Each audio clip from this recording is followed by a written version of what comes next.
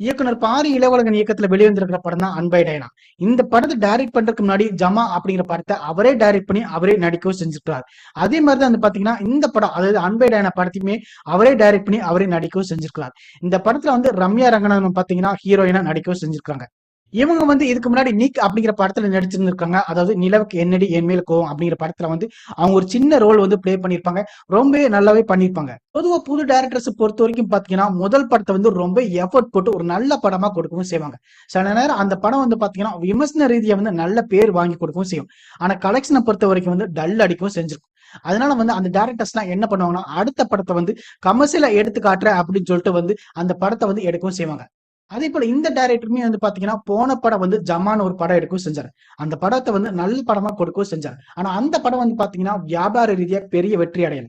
அதனால அடுத்த படமான அன்பே டயனா வந்து ஒரு கமர்சியல் படமா எடுக்கணும்னு நினைச்சிட்டு இந்த படத்தை வந்து அவர் எடுக்கவும் செஞ்சிருக்காரு. இந்த படத்தோட கதையை பத்தி பார்த்தோம்னா சென்னையில பெரம்பூர் பகுதியில வந்து ஆங்கிலோனியன்ஸ் வந்து அதிகமா இருக்கவும் சேரும்.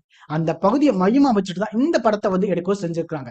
அந்த பகுதியில வாழக்கூடிய நம்ம ஹீரோ இருக்கார்ல, அவர் வந்து ஒரு தெலுங்கு குடும்பத்தை சேர்ந்தவர். அவங்க குடும்பத்துல எப்படின்னு பார்த்தோம்னா அவங்க வந்து சாஸ்திரம் சம்பிரதாயம் எல்லாருமே பார்க்கக்கூடிய இவங்களா இருக்கிறாங்க. அதுலயும் குறிப்பா அவங்க வந்து ஜாதியை வந்து விட்டு கொடுக்காதவங்களா இருக்கிறாங்க. நம்ம ஹீரோக்கு வந்து ஒரு பொண்ணு பார்த்தா கூட அவங்க வந்து தெலுங்கு ஜாதியில தான் பார்க்கணும் அப்படின்னு சொல்லிட்டு ரொம்ப ஸ்ட்ரிக்டா இருக்கக்கூடிய அவங்க அம்மாவை இருக்கவும் செய்றாங்க. இப்படி இருக்கும்போது நம்ம ஹீரோ இருக்காருல்ல, அவர் வந்து ஒரு ஆங்கிலோ இந்தியன் பெண்ணை வந்து லவ் பண்ணவும் செய்றாரு. நம்ம ஆடுகளம் படத்துல வந்து ஹீரோயின் வருவாங்க, அதே மாதிரி ஒரு பொண்ணை தான் அவர் லவ் பண்ணவும் செய்றாரு.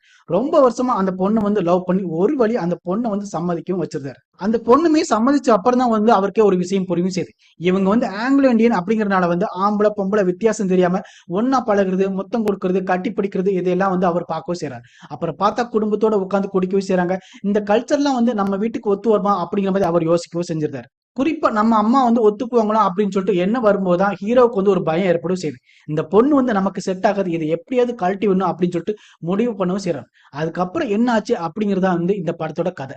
இந்த படத்தோட கதையை பொறுத்த வரைக்கும் பாத்தீங்கன்னா ஒரு வித்தியாசமான ஸ்டோரி அப்படின்னே சொல்லலாம். பொதுவா லவ் ஸ்டோரி படங்கள்லாம் வந்து பாத்தீங்கன்னா எல்லா ஹீரோ ஹீரோயினுமே வந்து எப்படியாவது சேர்ந்துடணும் அப்படின்னு சொல்லிட்டு தான் ஆடியன்ஸ் எல்லாருமே எதிர்பார்க்கவும் செய்வாங்க. ஆனா இந்த படத்துல வந்து ஒரு குழப்பம் இருக்கவும் செய்யுது. ஹீரோவை இந்த ஹீரோயினை விட்டு எப்படியாவது ஓடி போயிடணும் அப்படின்னு நினைக்கும் போது வந்து ஆடியன்ஸுமே வந்து பாத்தீங்கன்னா எப்படியாவது ஹீரோ ஹீரோயின் வந்து பிரிஞ்சிடணும் அப்படின்னு தான் வந்து நினைக்கவும் தோணவும் செய்யும். இடைவெளிக்கு அப்புறம் வந்து பாத்தீங்கன்னா ஹீரோக்கு வந்து வேற ஒரு பொண்ணோட நிச்சயமாயிருது. கல்யாண தேதி வரைக்குமே வந்து போக செஞ்சிருது. கடைசியா வந்து அவர் வந்து வேற மாதிரி யோசிக்கவும் செய்யறாரு. நிச்சயமான அண்ணன் கல்யாண தேதி வந்தா அண்ணன் அதை கேன்சல் பண்ணிக்கலாம் அப்படின்னு சொல்லிட்டு அவர் வந்து யோசிக்கவும் செய்யறாரு. படத்தை பொறுத்த வரைக்கும் பாத்தீங்கன்னா ஆங்கிலோடியன் ஃபேமிலிக்கு வந்து ஏத்த மாதிரி வந்து அந்த ஹீரோயினை வந்து கரெக்டா செலக்ட் பண்ணவும் செஞ்சிருக்காங்க. அதாவது ரம்யா ரங்கநாதன். அப்புறம் ஹீரோவோட அம்மாவா வந்து ரோஜா நடிக்கவும் செஞ்சிருக்காங்க. ரொம்ப வருஷத்துக்கு அப்புறம் வந்து தமிழ்ல நடிக்கக்கூடிய படமா அவங்களுக்கு அமையவும் செஞ்சிருக்கு. அது போக படத்துல வந்து பெங்களூர் தமிழ் பேசக்கூடிய ஒரு கேரக்டர்ல வந்து நம்ம பரிதாப கோபி நடிக்கவும் செஞ்சிருக்காரு. இந்த அன்பே டயனா படத்தை பொறுத்த வரைக்கும் பாத்தீங்கன்னா பாரி இளவலகர் வந்து ஓரளவுக்கு பாஸ் ஆகவும் செஞ்சிருக்காரு.